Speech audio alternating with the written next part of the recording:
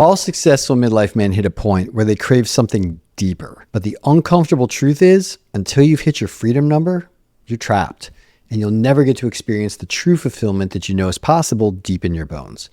My name is Craig Filek, and over the past 15 years, I've coached hundreds of the most successful men in America to clarify what's next for the second half of their lives. And in this video, I'm going to explain why so many midlife men who appear successful on the surface struggle to clarify the powerful, authentic purpose within them that unlocks true meaning, fulfillment, and impact in the second half of life. And more importantly, what to do about it if you know there's something deeper calling you and you haven't hit your freedom number yet. To be clear, your freedom number is the amount of capital at work that spits out adequate cash to fund your lifestyle, plus a little bit extra so you don't have to divest anything in order to afford whatever you want. A lot of men have no idea what their freedom number is. I've sat with clients who've been building their businesses for a decade or two without stopping. We sit down together, do the math, and they say, "Holy crow, I could have retired years ago." Others realize that their lifestyle creep means they haven't saved enough and they have to keep working just to maintain the extra homes, luxury vacations, and endless toys that they've been using to soothe their restless souls. The more they make, the more they spend. And most men in this world aren't even sure what they're working towards. They're just working because that's the conveyor belt they got on, and they have no real plan to get off, just paying bills until they die. But the men I'm making this video for are the ones who set a goal to reach financial freedom, are close but not entirely sure when to stop, and feel the undeniable calling for deeper purpose starting to rear its head, and you're just not sure what to do about it. That's a peculiar kind of crazy making. And I want to see if we can smooth that out for you so you can focus where it's most important in order to both hit your number and make the leap from success to self-actualization that's calling you. But let's begin at the beginning. Every successful man I work with puts his pants on one leg at a time. You wake up every morning, just like everyone else, you have to start over at the base of Maslow's pyramid. First level, survival needs. Shit, shower, shave, get your body moving. Then, safety. You got to secure that perimeter for your loved ones, your home, your assets. Then, social belonging. Now, I love my solo time, but we are social animals, and if I know anything from 30 years of men's work, it's this. Men need men. It's lonely at the top, but that's another subject. Actually, post in the comments if you'd like me to make a video about this. After those first three comes success. So survival, safety, social belonging, then success. This is what Maslow called ego achievement. Now, I got my degree in philosophy and religion. I tried for decades to shake my ego. The truth is, we need our ego. It's only the enemy when we let it call the shots. But imagine trying to play a video game with no avatar, with no character. The avatar in your life is your ego, and it needs maintenance, just like everything else. Bashing your ego is not how you maximize your performance or your fulfillment. So just like everything else we do, from the base of the pyramid to the self-actualization level, it's not a one-time activity. It's a daily practice, like Groundhog's Day. You know, as men, our hormonal cycle is daily. Testosterone peaks and it's up with the sun, and then it tapers off towards bedtime. You get one day at a time to work your way up the pyramid, which incidentally, because I cringe every time I talk about it, the reality is Maslow never drew a pyramid. He thought of each fundamental need kind of like a spinning plate. So you start with the survival plate, you get that spinning, then you can focus on safety. Keep those both spinning, then you can add social belonging. You let one of them crash, you got to pick it back up and start it going again. But if you keep all three of those going, then you're able to achieve real success.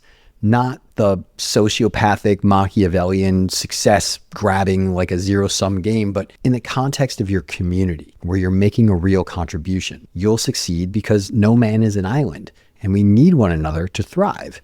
And at the peak of our thriving, we spontaneously begin to self-actualize. It's wild. Maybe you've experienced this. Here's what nobody tells you about finding your purpose. If you haven't hit your freedom number yet, your purpose is crystal clear. Hit your freedom number. Think about it. When you're still grinding to maintain your lifestyle, your brain, it's in survival mode. Your decisions are fear-based. You're in your back brain, in your amygdala. Your vision is clouded. Your prefrontal cortex is offline where your vision lives. I see this with clients all the time. The $500,000 guy worried about running out of money, as he should be. The $1 million guy trapped in lifestyle inflation. The $5 million guy is finally able to think clearly. And then beyond that, of course, we all hear more money, more problems. It's a different game. All men are wondering what's next. But that question has a very different context for men at each stage of growth. The bottom line is, until you hit your real freedom number, you're still climbing Success Mountain. And that's okay. But here's where most men get stuck. They try to find deeper purpose while still in survival mode. It's like trying to meditate in a burning building. It won't work. It can't work. It shouldn't work. If you're in a burning building, get out. Then you can meditate. Our brains are wired for this hierarchy. Survival comes first, then safety, then belonging, then success. And if you can keep all those plates spinning, then your deeper purpose will naturally start to emerge. Point is, you can't skip steps. But here's the good news. You can use purpose as rocket fuel to reach the summit of Success Mountain faster. How? I call it 80-20-20 focus. Find the 20% of activities that produce 80% of your results. We've all heard that. But if you take the 20% of 20%, you get the 4% that you really need to focus on. And focus is an acronym. It stands for follow one course until successful. 4% is also what we've learned from fMRI brain scans. The flow state, where we perform our best and feel our best, it happens just 4% beyond our comfort zone in the direction of our pursuit. So your focus needs to be at the intersection of where your zone of genius makes the greatest economic impact for you. This is how you reach the summit without burning out. Because once you hit your real freedom number, your deeper purpose emerges naturally. Your vision becomes clearer as you shift from your amygdala to your prefrontal cortex, and meaningful impact flows effortlessly. And what this means neurochemically is you adjust away from that cortisol stress towards more dopamine, more serotonin, and if you get the social belonging thing dialed in, more oxytocin. But until then, your purpose, your goal, your focus needs to be hitting that number. And there's nothing wrong with that. There's no shame in that. That is your purpose right now. The trick is doing it efficiently, doing it strategically, doing it in alignment with who you really are.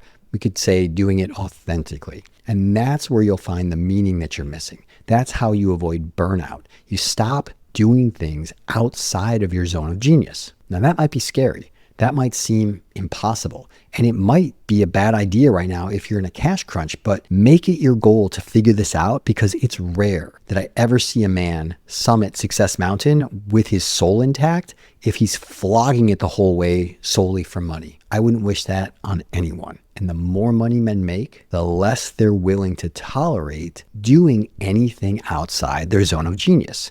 You might be thinking, why am I still doing this? I was doing this for 20 years. Do I need to keep doing it? You probably don't. So after 15 years of doing this work with successful midlife men, I can tell you this. The path to purpose runs straight up to the summit of Success Mountain until you hit your financial freedom number. And if you'd like help getting crystal clear on your real number and creating a roadmap to hit it efficiently, reach out to me. Book a call with my team. Let's see if we're a good fit to help you out. And if you like this video, be sure to hit the like button, subscribe to this channel for more videos like this, and share this with a man you know who needs to hear this. And if you'd like to hear my theory on the unique predicament that successful midlife men are facing at the intersection of longevity, affluence, and masculine purpose, check out my video called Midlife Crisis 2.0, Why Achieving It All Isn't Enough Anymore. I'll see you in the next video.